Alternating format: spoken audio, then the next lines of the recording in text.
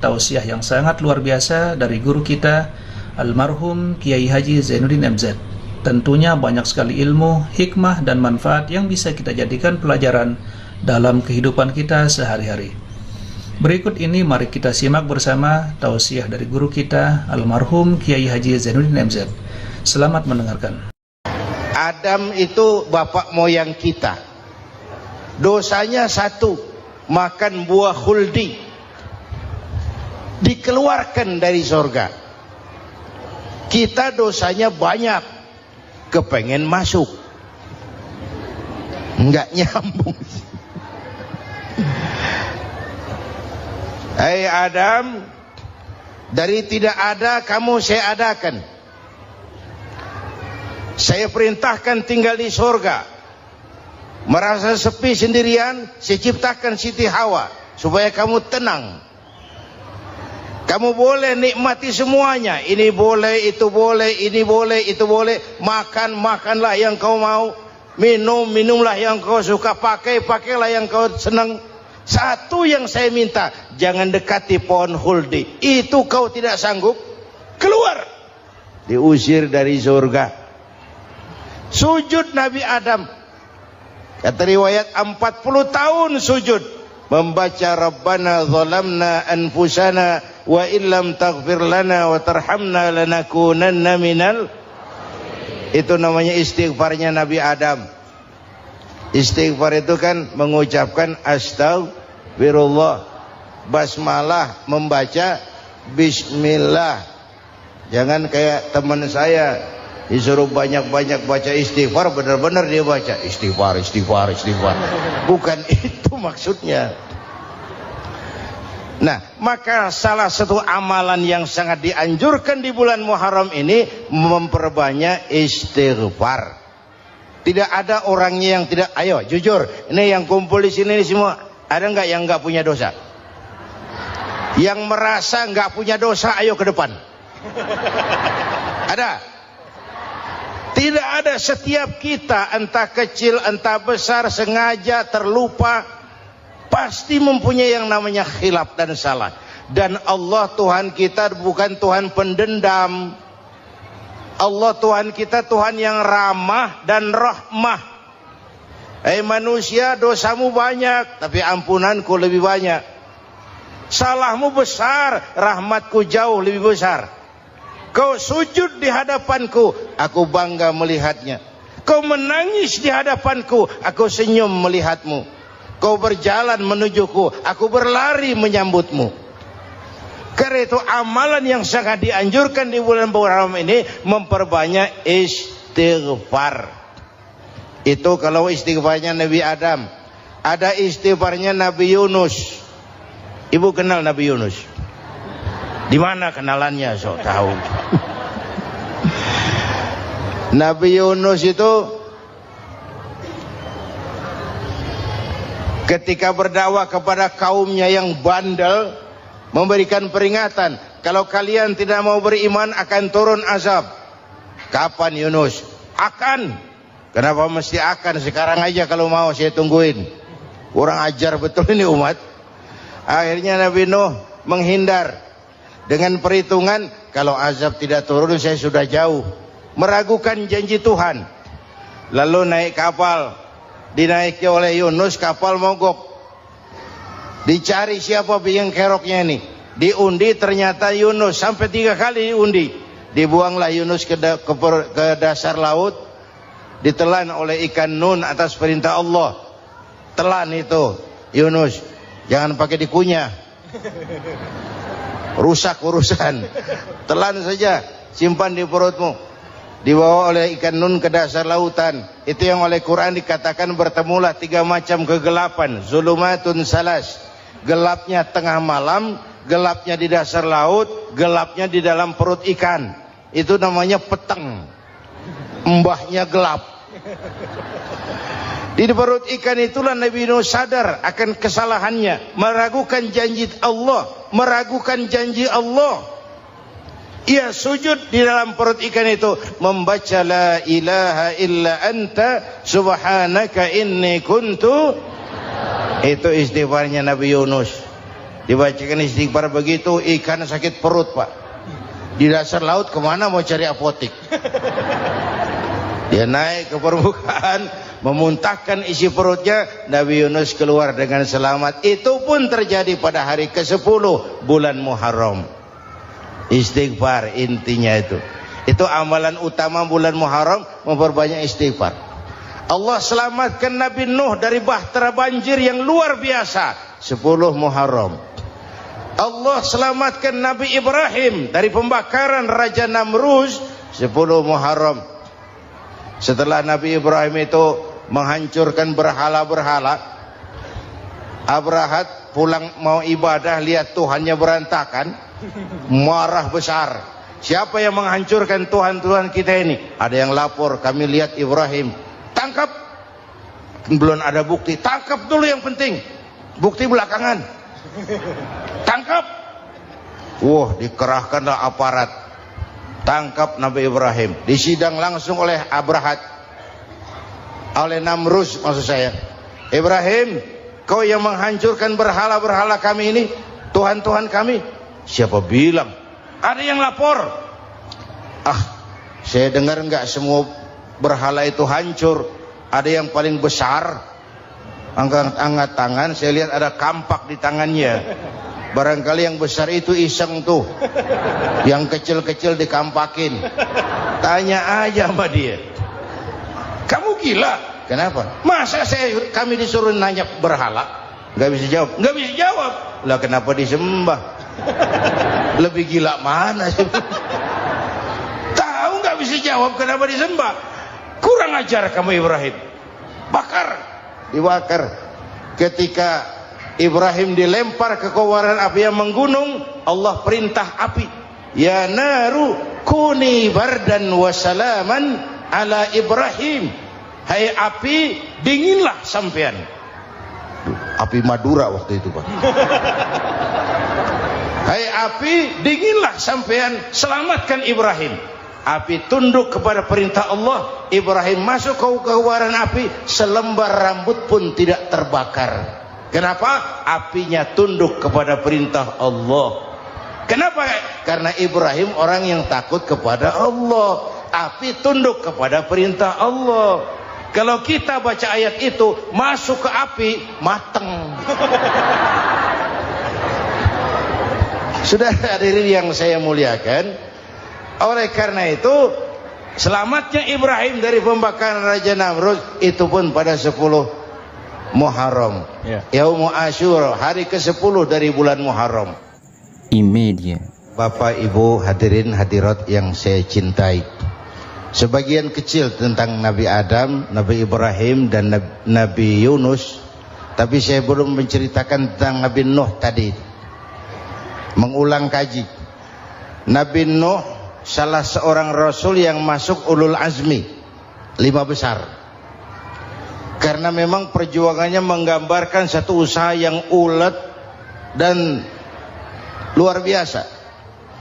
Beliau diberi umur 950 tahun. Lalu berdakwah selama 900 tahun. Sore, pagi, siang, malam.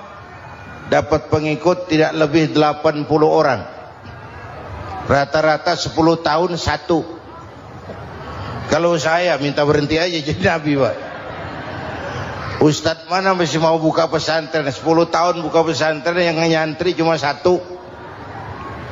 Pedagang mana yang masih mau dagang? 10 tahun dagang, yang beli satu.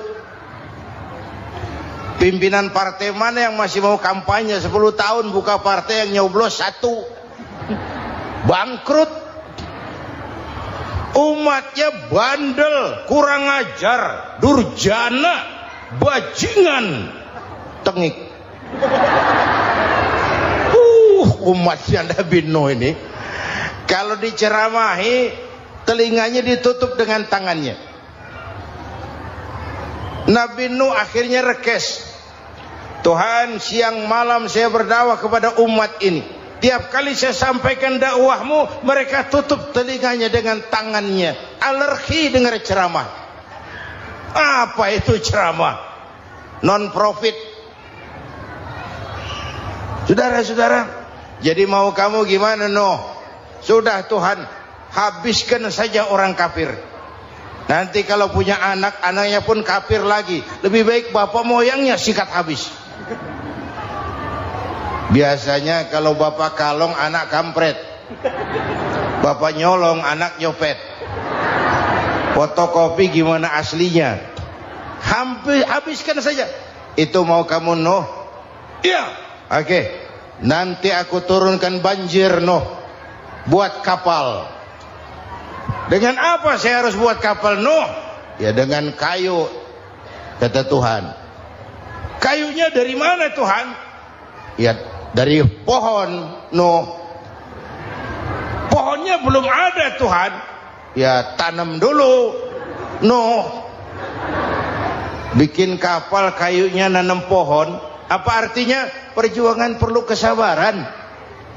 Sukses itu ada prosesnya. Nggak bisa simsalabim abracadabra lalu kita mau sukses. Semua ada prosesnya. Walaupun kenyataannya begitu. Sukses banyak bapaknya, gagal itu yatim. Kalau kita sukses banyak yang ngakuin. Yang baru ketemu pakai manggil encing. Ketemu baru. Tapi sukses banyak bapaknya. Gagal yatim, nggak ada yang mau ngakuin kalau kita gagal itu. Udah bikin kapal dengan kayu di tengah kampung, bikin kapal ini. Bayangkan di tengah kampung bikin kapal. Orang kafir makin menjadi-jadi. Lihat Nuh, kenapa? Makin sarap. Bikin kapal di tengah kampung mau belayar kemana? Tuh lihat, kalau orang nggak tahu tujuan, mountain setengah jalan. Proses yang dinilai bukan finalnya. Ya kayak gitu kesimpulannya. Saya enaknya sendiri. Bikin kapal. Kapal mendekati selesai. Ini orang kafir rame-rame datang ke kapal Nuh. Mau apa? Buang najis. Sakit perut berangkat ke kapal Nabi Nuh. Nongkrong. Dapat 2-3 tumpuk pulang. Penuh lantai kapal dengan najis manusia. Inilah perjuangan. Bukan jalan raya lurus bertabur bunga di kanan kirinya. Banyak ondak dan duri, fitnah, caci maki, antipat, segala macam. Nuh. Ada orang tua dasar kafir, kurang ajar, sudah stroke berangkat juga ke kapal Nuh. Mau buang najis, pincang-pincang digotong orang. Selesai buang najis dia bangun mau pulang, pegangan tiang kapal terpeleset jatuh di atas tumpukan najis. Terjadi keajaiban, yang stroke-nya sembuh, lumpuhnya hilang, berangkat digotong-gotong pulang, jalan gagah sekali. Tapi orang kampungnya heran, ente sudah sembuh? Sudah. Berobat di mana? Kok begitu paten? Di kapal Nuh. Masih banyak.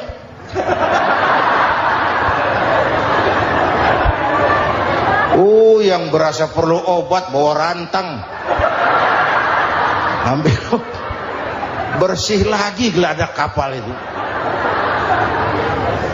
Sudah selesai Nuh? Selesai. Oke, kau orang yang beriman bersamamu, binatang serba sepasang, naik Nabi Nuh, naik orang beriman, naik binatang serba sepasang. Ini cikal bakal penyelamatan manusia, Pak. Naiklah orang beriman, sudah naik semua, Nabi Nuh kontrol. Ini contoh buat kita, kontrol.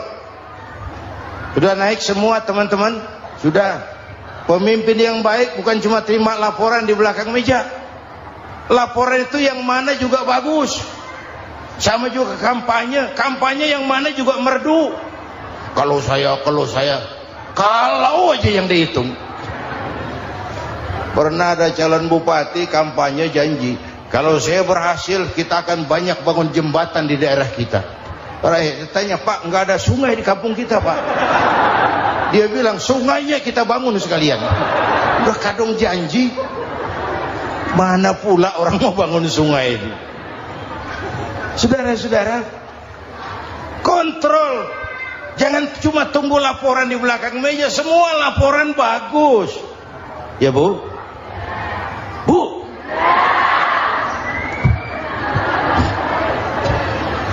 Nabi Nuh kontrol. Sudah naik semua? Sudah Nuh. Pulan bin Pulan naik. Naik Nuh. Paimin bin Tukijo. Naik, naik. Kami lihat naik. Ada orang Jawa juga Kiai? Ada. Sudah kontrol. Kan'an anak saya ikut nggak naik kapal? Kami tidak lihat itu Nuh. Kan'an. Ini potret. Bapaknya aktif ke masjid, ibunya rajin ke majelis taklim, anaknya keleleran kemana-mana. Bukan di sini, di Prancis. Udah di sini insya Allah sama.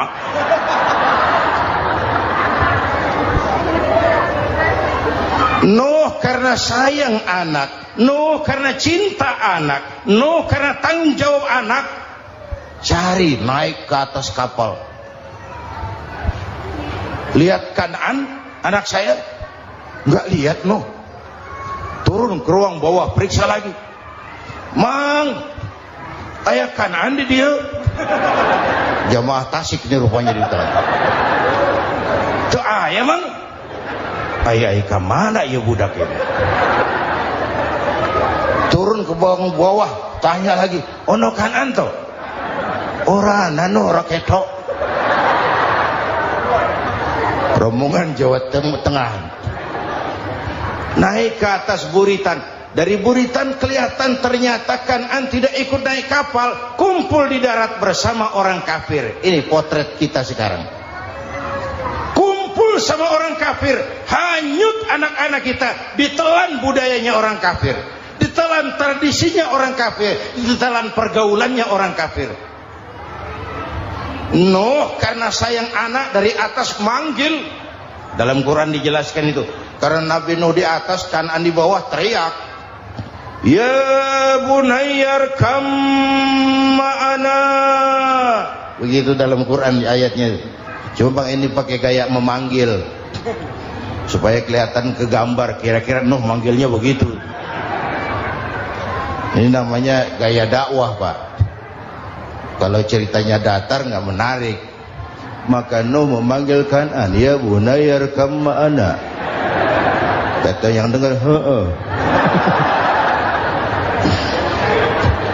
ini gaya orang manggil, ya bunayyar kam ma'ana. Kan'an kesini nak, naik kapal sama papi. Kata Kan'an di bawah itu, enggak mau papi, John di sini saja. Kata Nuh, jangan nak, Allah sedang murka, akan turun banjir. Kalau datang banjir papi, sa'awi ila jabalin ya'simuni minal ma', saya akan naik ke gunung tinggi yang bisa menyelamatkan saya dari banjir. Kan'an naik ke gunung, gunung dihantam banjir, Kan'an mati. Sampai sekarang.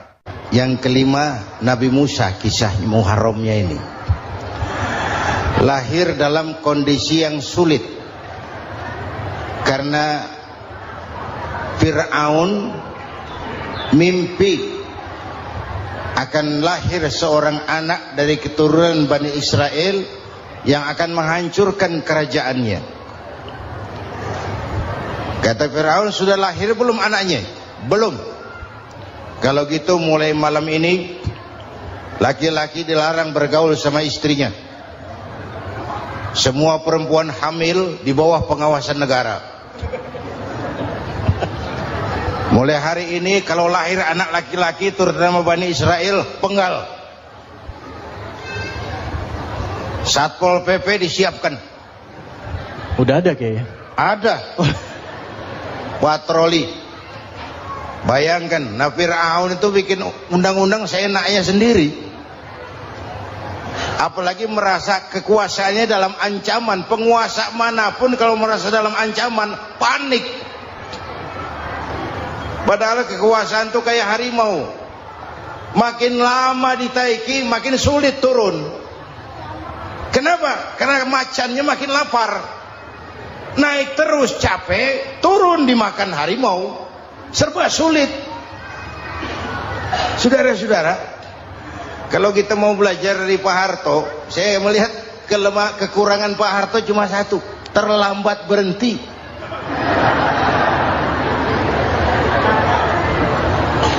Terlambat berhenti. Di sekelilinginya banyak tukang-tukang jilat, tukang-tukang semir. Pak, kalau tidak ada bapak kami bagaimana, Pak? Saudara hadirin yang saya hormati, maka sering saya ingatkan, temanmu yang sejati adalah teman yang membuat kamu jadi benar, bukan teman yang selalu membenarkan kamu. Berapa banyak pejabat-pejabat hancur karena selalu dibenarkan oleh lingkungannya. Bapak benar, Pak. Bapak bijaksana, Pak. Itu tepat, Pak. Benar. Buang angin pun kata kelilingnya, oh Bapak sehat. Temanmu yang sejati, teman yang bikin kamu jadi benar, bukan teman yang selalu membenarkan kamu. Bapak Ibu hadirin yang saya hormati, tapi kehendak Allah terjadi. Lahirlah Musa. Bayinya dihanyutkan di sungai Nil. Bayi sudah menderita, dihanyutkan di sungai Nil. Dan akhirnya besar di lingkungan istana Fir'aun. Diriwayat oleh Ratu Aisyah, perempuan Fir'aun. Setelah mulai berjuang, terjadilah itu. Musa dan pengikutnya dikejar oleh Fir'aun. Sampai di tepi laut, Allah wahyukan Musa, lempar tongkatmu ke laut. Dalam kondisi darurat, mukjizat tiada jalan. Kondisi darurat. Kalau tidak, mukjizat itu maunya Allah, bukan maunya Nabi. Nabi nggak kuasa. Allah yang mau. Tapi hidup Nabi bukan mukjizat, manusiawi. Tidak mentang-mentang ada mukjizat tongkat, tiap sulit main tongkat. Nggak usah berjuang kalau begitu. Itu darurat menyelamatkan umat. Tongkat dilempar ke laut, laut terbelah. Laut terbelah. Itu secara visualnya bisa kita lihat dalam film The Ten Commandment. Udah nonton belum? Urusan nonton kalah sama Ustadz bagaimana sih? Ten Commandment, 10 firman Tuhan. Tekniknya bagus loh. Bagaimana laut terbelah. Musa lewat, Fir'aun mengejar. Musa sampai di ujung sana, Fir'aun masih di sama tengah perjalanan. Laut nutup kembali. Laut menutup kembali, Fir'aun tenggelam. Cengap-cengap di lautan. Begitu nafas sampai di tenggorokan, Fir'aun sambil cengap-cengap itu, amantu bi Rabbi Musa wa Harun. Duh, kalau begini mah saya juga percaya sama Tuhannya Musa. Malaikat maut jengkel, goblok loh. Terlambat sekarang. Ditenggelamin terus. Modar. Musa selamat. Fir'aun mati. Jenazahnya, jasadnya terdampar di pinggir laut. Beberapa waktu kemudian ditemukan orang, dimumi, dibalsem, diawetkan. Itu sesuai janji Quran. Wa kadzalika nunajjika bi badanika litakuna liman khalfaka ayah. Kami selamatkan badan kamu agar jadi pelajaran bagi orang-orang sesudah kamu nanti. Janji Quran tepat. Janji itu 14 abad yang lalu. Jasad Fir'aun ditemukan, dimumi, diawetkan, dibalsem di bawah nama Parao Ramses II. Sekarang tersimpan di Museum Negara di Mesir. Kapan-kapan nanti ibu main ke Mesir, mampir. Naik ojek paling berapa itu? Oh, orangnya tinggi, hidungnya mancung, pokoknya pantaslah jadi Fir'aun. Selamatnya Musa di kejaran Fir'aun di ujung sana itu terjadi pada hari ke-10 bulan Muharram, yang oleh orang Nasrani diperingati dengan hari raya Paskah. Mereka melaksanakan puasa, mensyukuri nikmat keselamatan dari kejaran Fir'aun. Makanya kalau kita ikut puasa di bulan Muharram, bukan mengikuti syariatnya Nasrani, salah. Karena Nabi mengajarkan, itu sumbernya. Bukan ikutan sama ibadahnya Israel. Tapi memang agama ini kan merupakan mata rantai. Datang Rasul baru melengkapi Rasul sebelumnya, datang Rasul baru melengkapi Rasul sebelumnya. Mata rantai yang berkaitan. Setelah Muhammad selesai, selesailah tugas Nabi dan Rasul. Selesailah misi Nabi dan Rasul. Tidak ada Nabi lagi sesudah Nabi Muhammad. Itu harga mati, titik. Gak ada kompromi. Siapapun sekarang ini nggak datang ngaku jadi Nabi, wajib tidak percaya. Wajib tidak percaya. Tapi kaitannya memang kita bilang Nasrani, orang bahasa Arab, bahasa Ibraninya Nazaret, Nasiroh, Nazaret. Itu beda dialek. Kita Daud, dia David.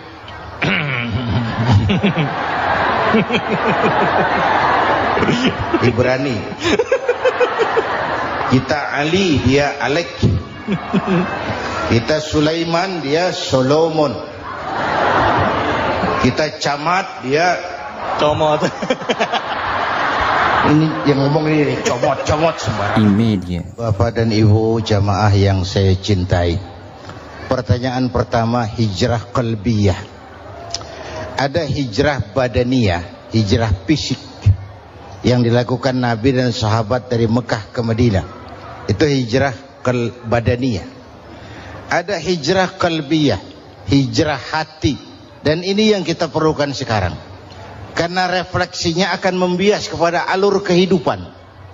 Kalau hati kita mau berhijrah, fisik akan ngikuti. Hijrah dari tempat, dari malas ibadah menjadi rajin ibadah. Hijrah dari maksiat kepada yang ma'ruf, dari berpecah belah menjadi bersatu. Hijrah seperti itu yang sangat kita perlukan. Apalagi masyarakat ini paternalistik. Kita harus hijrah mental sekarang ini. Maka yang disampaikan tadi benar. Seorang ketua MK siap mengundurkan diri kalau terbukti anak buahnya terlibat suap. Itu walaupun siap, tapi sudah angin segar buat rakyat. Bahwa masih ada banyak insya Allah pejabat kita yang punya harga diri. Walaupun ada juga pejabat kita yang muka tembok, kulit badak, kuping kebo. Muka tembok, kulit badak, kuping kebo. Biasanya kalau kereta api tabrakan di negara-negara maju, Menteri Perhubungannya mundur. Di kita petugas palang pintu dipecat. Jauh sekali menteri sama petugas palang pintu. Yang benar-benar diadili yang krocok-krocok, kopral-kopral itu. Padahal hadisnya jelas, ar-rashi wal murtashi finnar. Yang nyuap dan yang nerima suap, dua-duanya neraka. Kasus potret belakangan ini, yang nerima suap, yang diuber, yang nyuap aman, yang nyuap aman, yang korupsi pajak dikecil-kecilin, yang ngemplang pajak aman. Padahal ngemplang pajaknya triliunan. Padahal dia sudah dikasih fasilitas oleh negara mengelola sumber daya alam negara yang artinya milik rakyat. Dia harus bayar pajak, uang pajaknya dikumpulkan bagi sebesar-besar kemakmuran rakyat. Itu tindakan merugikan rakyat. Subhanallah, sangat luar biasa apa yang sudah disampaikan oleh guru kita almarhum Kiai Haji Zainuddin MZ. Sahabat beriman yang dimuliakan Allah, tetaplah di channel ini karena tausiah ini belum selesai. Dan masih banyak lagi hal-hal menarik yang akan disampaikan oleh guru kita almarhum Kiai Haji Zainuddin MZ. Maka dari itu tetaplah di sini dan mari kita lanjutkan kembali. Selamat mendengarkan. Karena itu betul, saya setuju, hijrah qalbi yang perlu kita lakukan sekarang. Hijrah hati. Kita ini bangsa Indonesia Nah, seperti timnas. Iya. Timnas sekarang anak-anak muda sudah berani pakai baju PSSI. Iya. Kenapa? Menang. Coba kalau kalah terus, nanti menang. Tapi bangsa Indonesia itu memang seperti timnas, namanya kesebelasan. 11 orang. Walaupun ada pemain bintang ya ada presiden, gubernur, menteri, itu bintang-bintang. Tapi bintang baru ada artinya kalau dibantu 10 pemain yang lain. Cristiano Ronaldo. Siapa itu? Penyerang tengah Real Madrid. Bintang. Lionel Messi. Siapa lagi itu? Barcelona. Bercelana.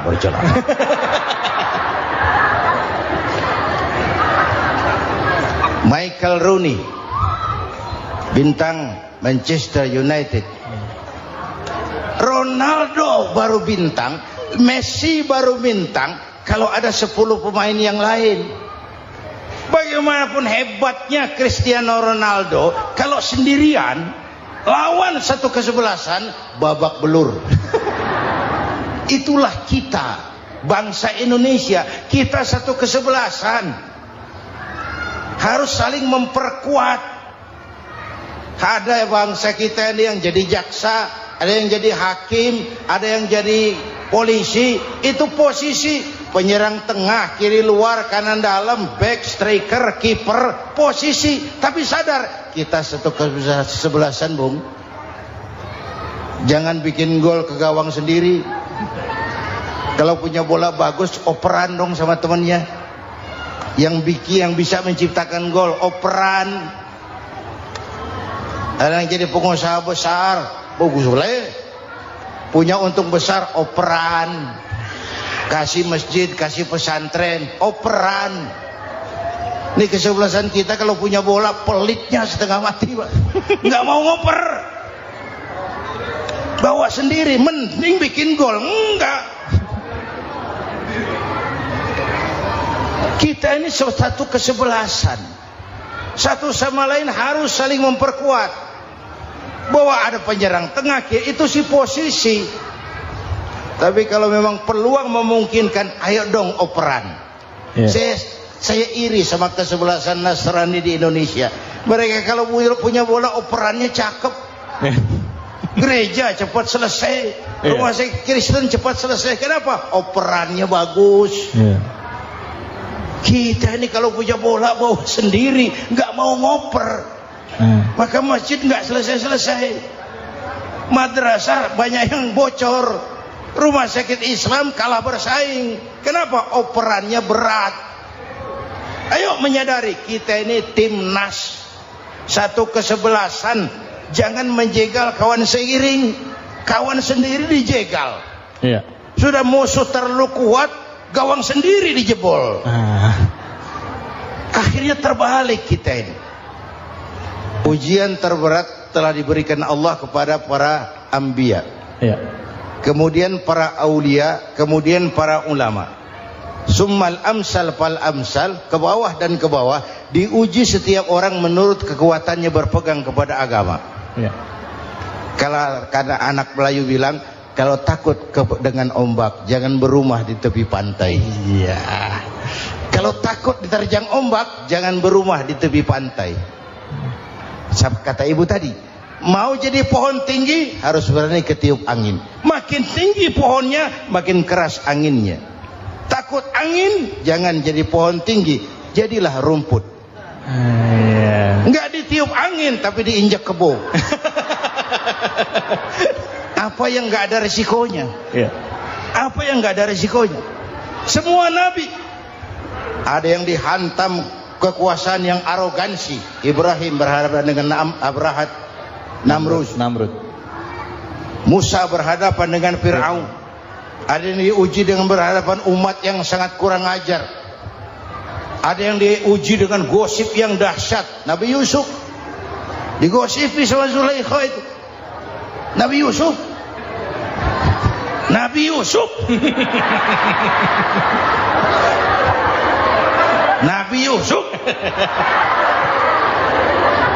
Ya. Yang namanya gosip itu kan menyebarkan keburukan orang. Kalau benar saja hukumnya ghibah. Ya. Kalau salah hukumnya fitnah.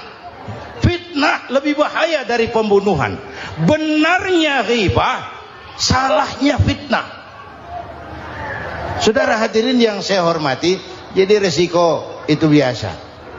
Tidak ada yang tanpa resiko. Kalau takut ombak, jangan berumah di tepi pantai. Tinggal bagaimana kita menyikapinya. Kalau kita dewasa, ini bagian ibadah saya kurang. Mungkin karena dia omongin orang, tambah pahala saya. Mungkin karena dia omongin orang, tambah pahala saya. Maka saya ngadepi gosip sepatah pun saya nggak ngomong. Saya cicing, cicing. Saya percaya masyarakat itu punya filter. Amin.